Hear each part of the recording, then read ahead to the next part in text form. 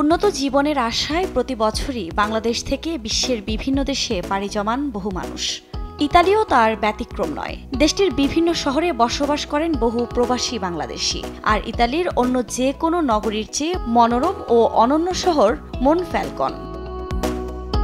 বিভিন্ন আন্তর্জাতিক গণমাধ্যমের বরাতে জানা যায়, শহরটিতে বসবাসরত 1/3 জনগোষ্ঠী বিদেশি, যাদের মধ্যে বিশাল একটি অংশ মুসলিম। তবে শহরটিতে বসবাসরত বাংলাদেশি অভিবাসীদের বিরুদ্ধে কঠোর অবস্থানে শহরটির মেয়র অ্যানা মারিয়া। শহর সুরক্ষা মিশনের আওতায় সাংস্কৃতিক ঐতিহ্য হিসেবে খ্রিস্টান মূল্যবোধকে সুপ্রতিষ্ঠিত রাখার ঘোষণা দিয়েছেন তিনি। স্থানীয় গণমাধ্যমের বরাতে জানা যায়, অভিবাসন বিরোধী নানা বক্তব্য দিয়ে ক্ষমতায় আসা মারিয়ার দাবি, 90-এর দশকে প্রমোত্তরি বানানোর জন্য মনফ্যালকন শহরে পাড়ি দেন বাংলাদেশিরা, যার কারণে শহরের সংস্কৃতি নির্যাস হুমকির মুখে পড়েছে বলেও দাবি তার। যদিও কোনো তথ্য প্রমাণ তিনি উপস্থাপন করতে পারেননি, তবে মুসলিম নারীদের পোশাক নিয়েও বিরূপ মন্তব্য করেছেন মারিয়া। শুধু পোশাকই নয়, বাংলাদেশিরা যে স্থানে বসতেন সেখানের বেঞ্চও সরিয়ে ফেলেছেন অ্যানা মারিয়ার প্রশাসন।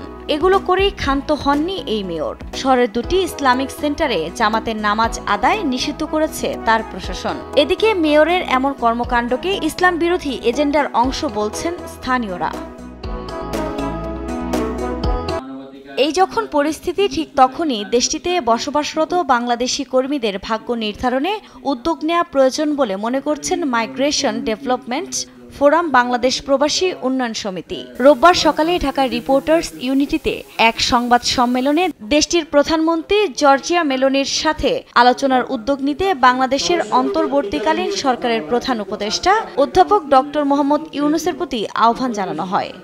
এই 2 লক্ষ ওয়ার্ক পারমিট যেটা ইতালিয়ান গভর্নমেন্ট 37টা দেশের মধ্যে ডিস্ট্রিবিউট করার কথা, এর মধ্যে থেকে প্রায় 1 লাখের উপরে বাংলাদেশিরাই আমরা এই কোটা থেকে আমরা অংশ পাইছি বা ওয়ার্ক পারমিট পাইছি। এখন এই কোটার মধ্যে থেকে এই যে বিপুল সংখ্যক ওয়ার্ক পারমিট বাংলাদেশে আসছে, আসার পরে বাংলাদেশের বর্তমান যে দূতাবাস বাংলাদেশের আমাদের এই কর্মীদেরকে জন্য ভিসা দিবে, সেই ভিসা প্রক্রিয়ার মধ্যে হয়ে গেছে সমস্যা। কারণটা হচ্ছে ঢাকাতে ইতালিয়ান দূতাবাসের যে নিজেদের ভিসা প্রদানের যে সক্ষমতা, এই সক্ষমতাটা হচ্ছে তাদের যে স্টাফ আছে তারা দৈনিক এভারেজে 100-এর উপরে ভিসা তারা ডেলিভারি করতে পারে না। বিভিন্ন গণমাধ্যমের বরাতে জানা যায়, ইতালির বিভিন্ন শহরে বর্তমানে লাখেরও বেশি প্রবাসী বাংলাদেশি বসবাস করেন। আফরিন মৌ, নিউজ ডেস্ক, দেশ টিভি।